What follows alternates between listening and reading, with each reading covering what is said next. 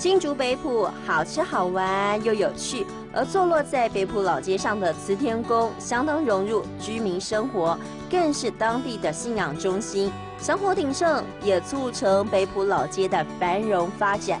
只是我们看到老街上有好多间的饼店，原来许多当地人会买饼到庙里头供奉神明，希望能够生意兴隆，所以我跟默默也要卖灯笼送本好朋友。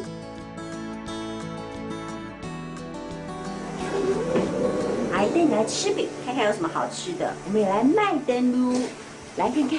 哎，你好，欢迎来恁龙眼饼店，就是那个挺好吃的半酥饼、糊饼。那这个呢？对，福报的糊饼，然后两种半酥饼、糊饼，在北部一定会吃是的，你还加的东西。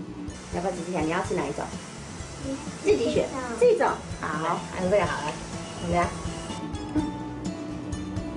好吃吗？好吃。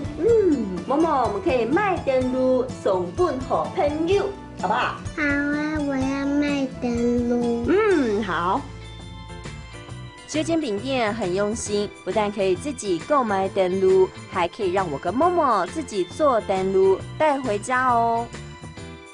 今日一家来做灯笼当神器，然后跟朋友做係了綠頭人來鉗了綠頭果。你看好多种类哦，有丑妹，还有令狗、维尼熊跟 Kitty， 你要哪一种？这样。你最喜欢维尼熊，对不对？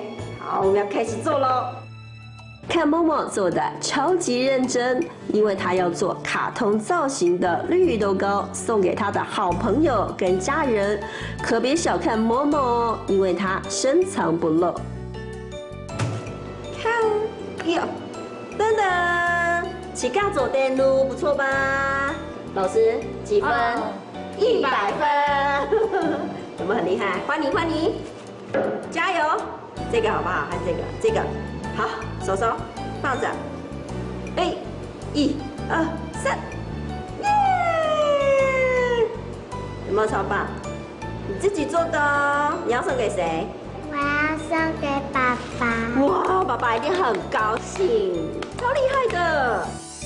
阿姨，我的绿豆糕要送给爸爸。我也要卖灯笼送本好朋友，他们一定会动欢喜。